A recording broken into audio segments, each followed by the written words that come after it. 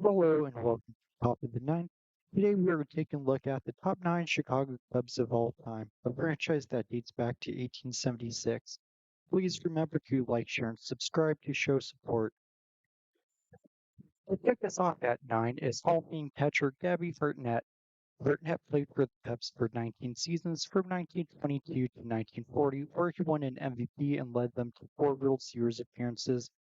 During these World Series appearances, it seemed like the Cubs were actually cursed as they were about 30 years into their title drought at this time and famously wouldn't break it for 106 years in the year 2016. During his playing days, he didn't get as much recognition as he deserved due to playing against players like Ruth, Garrick, and Hornsby. Gabby played extremely well at the catcher position that didn't have much offense during his time. In the 19 seasons with the Cubs, he batted .297 with 236 homers, which was the most all-time by catcher for homers. When he retired, and no catcher would hit more homers than him until Yogi Berra passed him in 1956. Next, at 8 is the first Canadian to make the Baseball Hall of Fame, Fergie Jenkins. Fergie only played 10 years in Chicago in two different segments of his 19-year career. He was acquired by Chicago in 1966 from the Phillies after playing in only 8 games for Philadelphia. In his second year as a Cub and first as a starting pitcher, he would make the Phillies look stupid as he would win 20 games with a 2.80 ERA to start a streak of winning 20 games or more for 6 straight seasons for the Cubs. During this 6 year stretch, he had two Cy Young third place finishes, a runner up, and he won the Cy Young in 1971 when he went 24 and 13 with 30 complete games to go with a 2.77 ERA and 263 strikeouts. After the 1973 seasons, Jenkins would get traded away but would eventually make his way back to Chicago as a 39-year-old, pitch his last 2 seasons as a Cub, and get his number retired by them. At 7, I have Stan Hack, who played 16 seasons for the Cubs from 1932 to 1947. Hack was the prototypical leadoff man as he hit .301 for his career and was top 5 in the National League in stolen bases 8 seasons as well. Like Hartnett, Hack would help the Cubs make 4 World Series appearances, losing all, but he did bat .348 during his time in the Fall Classic. A five-time All-Star, Hack had 2,193 hits with that .301 batting average and is top 10 in every Cubs offensive category other than homers.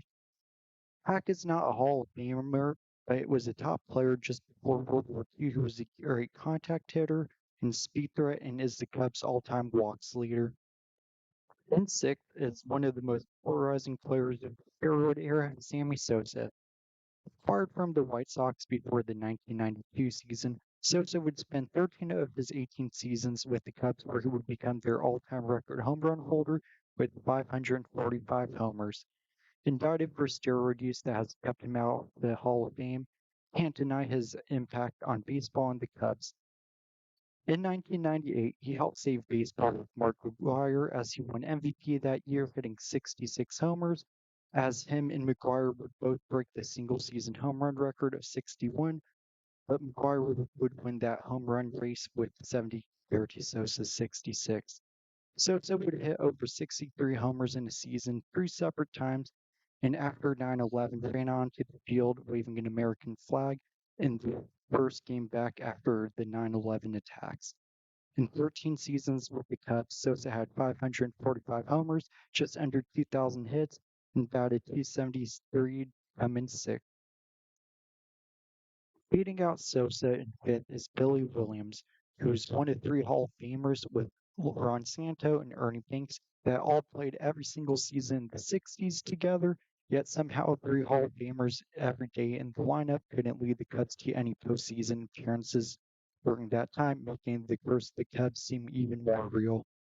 Billy Williams would spend 16 seasons with Chicago, playing pretty much every game as from 1962 to 1970. He played 159 games or more each season.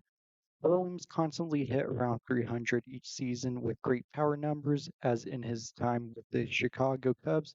He batted .293 with 2,510 hits, 434 homers, before finishing his last 2 years in the league with Oakland. Despite never once seeing the postseason with Chicago in 16 years, he is an all-time great for them and has his number retired. Fourth is another third of that elite trio of the 60s, Ernie Banks, who won 2 MVPs and 14 All-Star appearances, becoming one of the best Cubs ever. From 1953 to 1971, Ernie played all 19 seasons with the Cubs, and from the start, he was a star player. As in his third season in baseball, he finished third in the MVP race by batting .295 with 34 homers. A power hitting shortstop like him was never seen before in MLB. Banks would only play shortstop for 9 seasons, but during those 9 seasons, he slugged 298 homers from that shortstop position, which was 50 more all time than second place in limited seasons before moving to first base for the remainder of his career. In 19 seasons, Banks, to go with his MVPs, slugged 512 career homers and 2,583 hits, but zero postseason appearances to come in fourth place for all-time Cubs. Third is one of the best second basemen of the live ball era, Brian Sandberg. Rhino would be acquired from the Phillies in 1981 after playing 13 games for them. Like fellow entry Fergie Jenkins and go on and have a Hall of Fame career with the Cubs and make the Phillies look dumb. Sandberg played 15 seasons for the Cubs from 1982 to 1997, missing one postseason due to injury, but was a one-club man other than those 13 games in Philly. In 1984, Rhino would make his first All-Star team and be the star player on the Cubs who would make their first postseason appearance in 39 years. He would win MVP that year, batting .314 with 19 homers and 19 triples, winning a Gold Glove at second as well. From 1984 to 1993, he would make the All-Star team all 10 years, winning 8 Gold Gloves and 6 Silver Sluggers to be their best player during that span. In total, he would finish with 9 Gold Gloves and have 2,385 hits, 282 homers, and 344 stolen bases for the Cubs in 15 great seasons for them. Number 2 is Ron Santo, who was the Cubs' third baseman from 1960 to 1973. Santo was the last member of the Hall of Fame trio of the 60s, along with Banks and Williams, and he was arguably the best of the three, in my opinion. Despite only playing 14 seasons in Chicago, I would have him higher ranked than the others due to his all-around game. He would hit as well as the others, but could play great defense as well at the hot corner, winning 5 Gold Gloves, while the others were just offensive threats with limited defense. With the Cubs, to go along with his 5 Gold Gloves, he would make the All-Star team 9 times and hit 353 homers and 2,171 hits to show off his great offense and defense.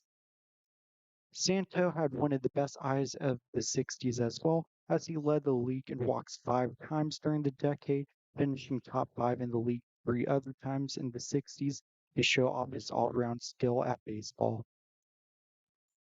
The number one player in Chicago Cubs history is former hit king Cap Anson.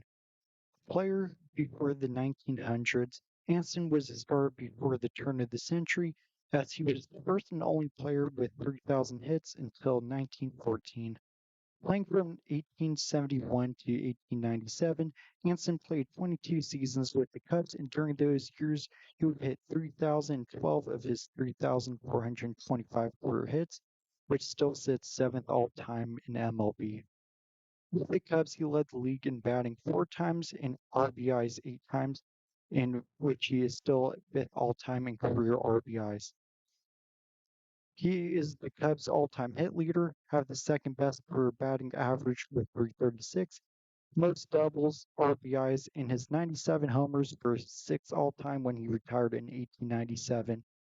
Regarding grade of the game, Anson is the best player in Cubs history and probably the best hitter in baseball pre-1900. He also helped lead the Cubs to a tie in the 1885 World Series, helping the Cubs kind of get their first World Series trophy.